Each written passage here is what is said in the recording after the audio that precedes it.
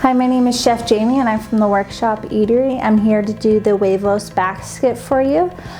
So starting off, you got a nice tray of cut potatoes.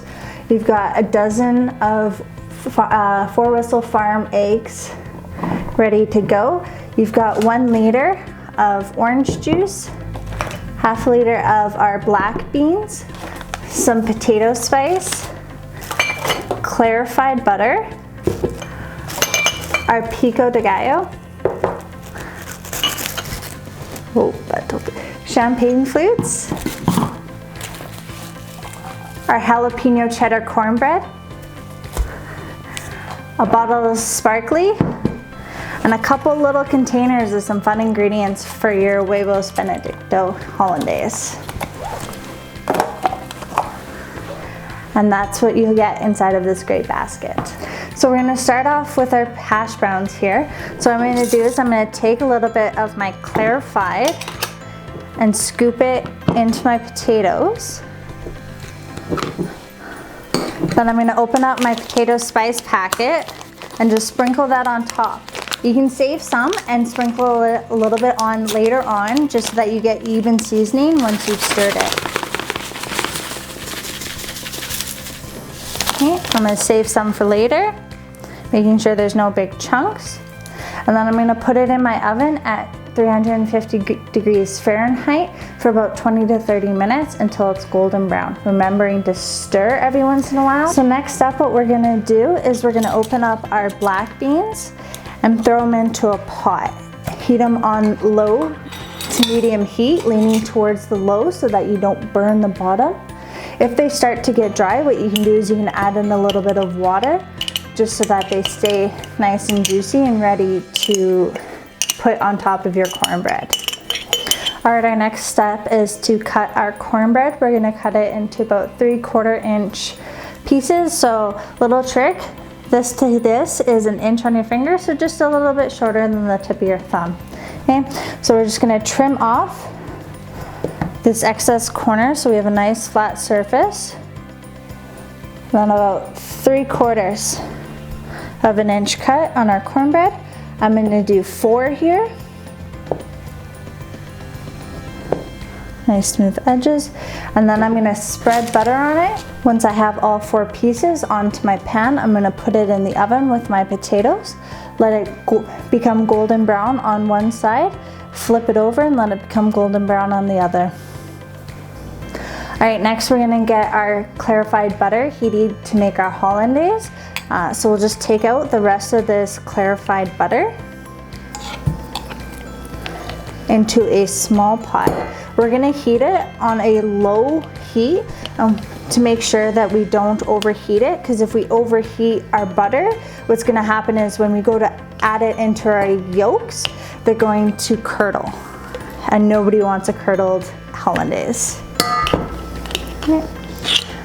So once all of our clarified is out, we're gonna move it to the stovetop. Clarified has been on for about 3 to 5 minutes already. I'm starting to have very little chunks, so I'm very close to turning it off. Once I have none of these solid fat pieces, I'm gonna turn off and leave it on the stove. So that means that my clarified is just hot enough to keep it going, but at the same time isn't going to curdle my hollandaise. The next step is I'm gonna put my vinegar reduction for my hollandaise into my pan, put it on low heat onto my oven. So now I have my vinegar reduction in my pan. I'm gonna keep it on that low heat and just bring it up to a simmer. What that's gonna do is, again, not curdle my eggs, but allow it to temper my eggs when I go to whisk it in. And so when I put it on my pot, now my eggs have tempered and they're not going to curdle them.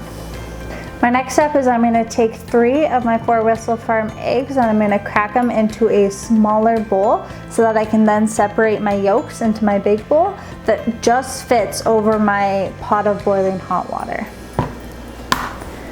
Okay, second one, and my third one. Now what I'm going to do is I'm going to wash my hands to make sure that they're nice and clean and anything that was on my shell isn't on my hands anymore. Now that I've washed my hands, I'm just gonna stick my fingers in there, and between my fingers, keeping them just slightly separated, I'm gonna take off all that white and have a nice clean yolk to add in. Repeat that for all 3 of your eggs, and your yolks are nicely separated. The next step is I'm going to whisk until it's nice and light, almost a white color. What that's going to do is that's going to add air into my yolks and allow it to accept all those other ingredients that we have. So that vinegar and that clarified that we're about to add in. So it's just going to be able to accept it all. So I'm just going to whisk till I get that nice light consistency. So now that it's a nice light color, what I'm going to do is I'm going to add in my vinegar reduction that I've slightly heated. So continuing, if you ever need and your bowl's not working or it's moving on you, all you have to do is add a cloth underneath and it's going to help it from shifting on you. So you're just going to whisk in very slowly your vinegar reduction. Now that my vinegar reduction is inside of my yolks, what I'm going to do is I'm going to move it onto my pot. That's a medium-sized pot that's half filled with water so that the water doesn't touch the bottom of your pot or your bowl. And what that does is that you never have any cooked eggs on the bottom of your pot, because that direct contact with the water is going to cook your eggs. So you want it cooked from the steam of the water, but not the actual water itself. So now that I have my eggs and my vinegar reduction together, what I'm going to do is I'm going to move over to my pot that I have on low heat. I'm going to put a cloth onto the edge. What that's going to do is it's going to stabilize my bowl. So if I put it on now and I let it go, it's going to wobble and move and not be easy to stir. If I add my cloth, it creates a stabilizer, and now I have no movement, and I have this hand free to add clarified. So once I've got it slightly tempered again, I'm going to add in a little bit of clarified at a time so that the fat slowly incorporates. So now that my hollandaise is at the right consistency, what I'm going to do is I'm going to add in that lemon juice paprika mixture that you get sent with, just to taste. Then I'm going to add in our ancho paste. So if you don't have ancho paste at home, what you can do is add in a little bit of any kind of hot pepper sauce, whether it's Tabasco, sriracha, or anything that you want. Or you can leave it out and combine it with something else. So you can do tarragon or just any kind of other seasoning. This is your base. You can go wild from there. A little bit of pepper, a little bit of salt, mix it up, and you're going to get this nice color from it, and it's ready to go. Our next step is we're going to take that same water pot that we've now just used to make our hollandaise, and we're going to use it to poach our eggs. So what we're going to do is we're going to add in that 2 ounces worth of vinegar into our water, and what that's going to do is it's going to help congeal your eggs, and it's going to help it stay together. So when you add in your eggs, instead of getting a whole whack of pieces of eggs everywhere, you're going to get this nice little bundle of eggs. We're going to crack our eggs into a separate bowl so that if there's any shells or anything like that, we're able to take it out before we put it into our water.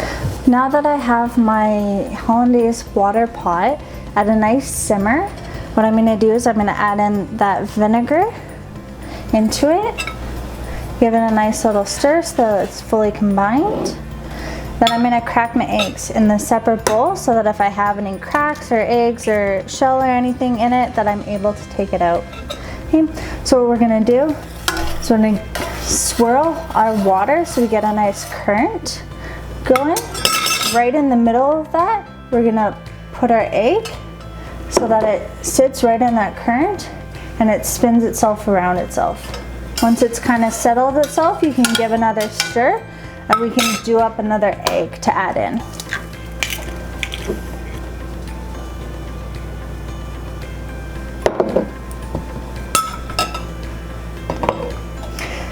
Now that I have both my eggs that I need ready to go in my pot, I'm going to let it sit for 5 minutes. So you can either set a timer or just watch them. So 5 minutes is going to get us about a soft poached egg. If you want any kind of different consistency, you're gonna go a little bit longer, but I'm gonna let it sit and get the rest of my meal ready. So now we've taken everything out. We took our griddled cornbread, our nice and golden potatoes, our black beans are nice and hot, our soft poached eggs are ready to go. I've opened up my jar of pico and I'm ready to plate now. So our first step is to add our nice griddled cornbread. We're going to put our nice hot black beans on. So what I like to do is I like to make little dips with my spoon so that my poached egg sits nicely inside of my black beans. I'm gonna take my nice soft poached eggs,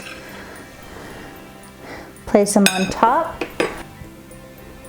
put our ancho hollandaise,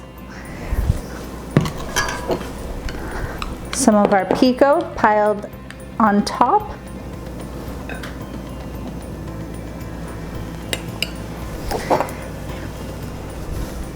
and our nice golden brown hash browns. Now that it's plated, it's all ready to go to your moms of the day, whether it's a mom, a grandma, a great aunt, or whoever is that kind of person for you. Now they're gonna have a great meal to add in, a nice drink. You got your mimosa with some fresh squeezed orange juice, pour it up, and they'll be just as happy to see you as they are to have this meal. Happy Mother's Day.